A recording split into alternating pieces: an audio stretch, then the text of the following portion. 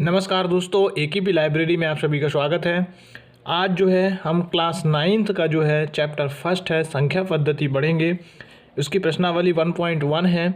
तो इसके जो परिचय वाली वीडियो है जिसके बारे में परिमेय, प्राकृतिक, पूर्ण, पूर्णांक इन सभी के बारे में पहले बात की गई है, तो उससे जो संबंधित वीडियो है उसकी लिंक आपको डिस्क्रिप्शन में मिल जाएगी। तो उस वीडियो को ज़रूर देखें ताकि ये चैप्टर जो है आपको बहुत अच्छी तरीके से समझ में आ जाए। तो देखिए अब शुरू करते हैं। इसके जो क्वेश्चंस दिए हुए हैं एक एक करके सारे क्वेश्चन हल करते हैं। देखिए पहला क्वेश्चन दिया है कि क्या शून्य एक परिमेय संख्या है? क्या इसे आप p/q के रूप में लिख सकते हैं जहां p और q पूर्णांक हैं और q बराबर नहीं है 0 के।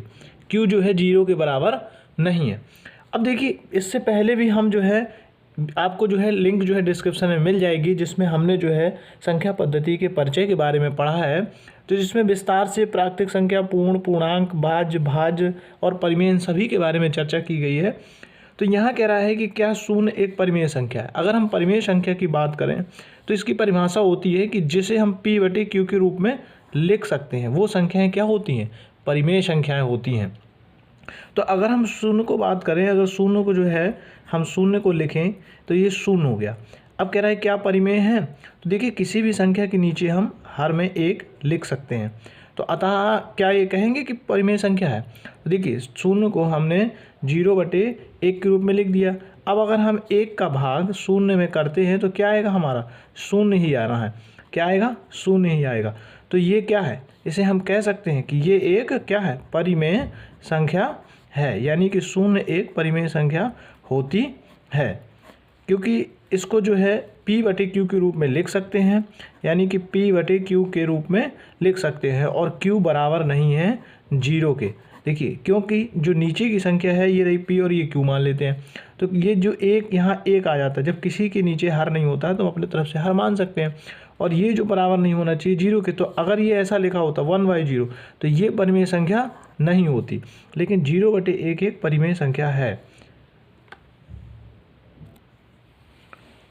तो हम आंसर में क्या लिख देंगे? आंसर में हम लिख देंगे कि हाँ जो है हाँ शून्य एक परिमेय संख्या है। परिमेय संख्या है। क्या है? शून्य एक परिमेय संख्या है। ये हमारा आंसर हो जाएगा। अब हम देखते हैं नेक्स्ट जो अगला सवाल।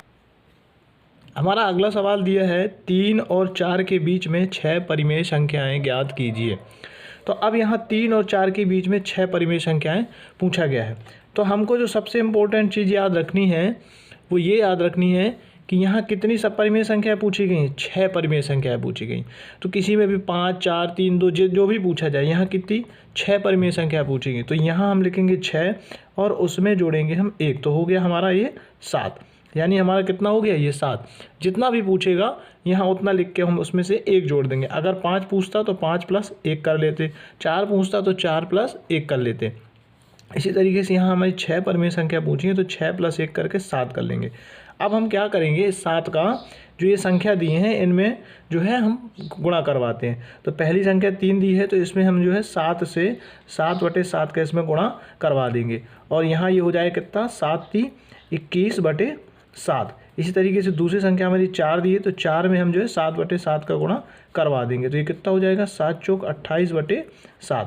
अब पूछा है इनके बीच की 6 परिमेय संख्या लिखना। तो हम 21 के बाद से और 28 के पहले तक की 6 परिमेय संख्याएं लिख सकते हैं, यानी कि 21 के बाद 22/7, 23/7, 24/7, 25/7 और 26/7 और आ जाएगी 27/7।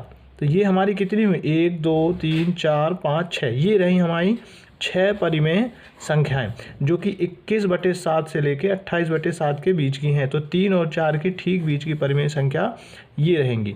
तो इसी तरीके से जो है जिसका भी पूछेगा ऐसे ही हम लिख सकते हैं। अब देखते हैं इसका अगला सवाल। तो अगर आप नए हैं और डेली एक वीडियो चाहते हैं और अपने सिलेबस की पूरी वीडियो चाहते हैं तो चैनल को सबसे पहले तो सब्सक्राइब करें, लाइक करें और शेयर करना बिल्कुल भी ना भूलें, ताकि आपको रोज़ की जो है पूरे चैप्टरों की वीडियो मिलती रहे। हमारा तीसरा सवाल दिया है कि 3/5 और 4/5 के बीच 5, यहाँ कितना लिखा है 5 परिमेय संख्याएं ज्ञात कीजिए। तो अभी आप दूसरे वाले सवाल में आपने पढ़ा कि जितना पूछता है उसमें से हम एक जोड़ के लिखकर फिर जो है क्या करवा लेते हैं, गुणा करवा लेते हैं। तो यहाँ हमसे पूछा गया है 5 परिमेय संख्याएं, तो 5 में हम जोड़ेंगे 1, तो ये हो जाएगा हमारा कितना, 6 हो जाएगा। अब इस 6 का जो है हम इन दोनों में हम क्या करवाएंगे, गुणा। तो पहली संख्या दी है 3/5, तो इसमें जो है हम 6 का ऊपर नीचे गुणा करवा देते हैं, यानी परिमेयकरण कर लेंगे। ये हो जाएगा 36, 18 और 6 पंचे 30। दूसरी संख्या हमारी दी है 4/5, इसमें भी हम 6/6 का गुणा करवा लेंगे, तो ये हो जाएगा 6 चौको 24 और 6 पंचे 30। अब इनके बीच की हमें 5 परिमेय संख्याएं लिखनी है, तो हम 18 से लेके 24 के बीच की 5 परिमेय संख्याएं लिख देंगे।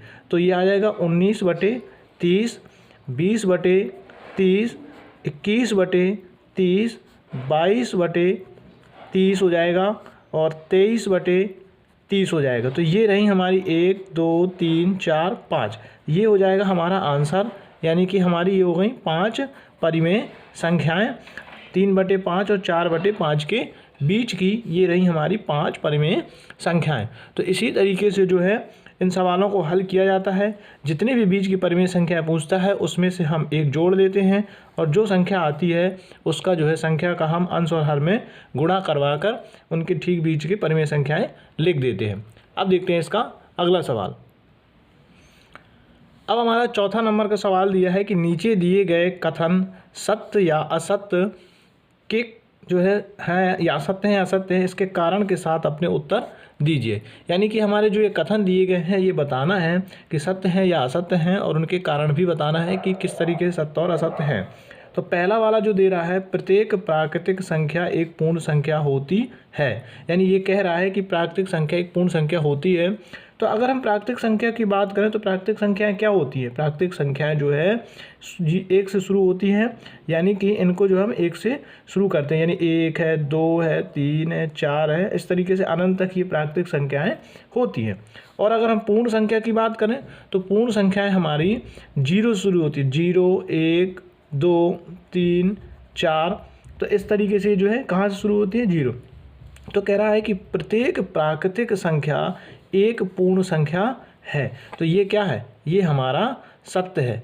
क्या हो जाएगा, ये जो है सत्य हो जाएगा, क्योंकि प्रत्येक जो है प्राकृतिक संख्या पूर्ण संख्या में भी शामिल है, अतः ये सत्य है। अगला दिया है प्रत्येक पूर्णांक एक पूर्ण संख्या होती है।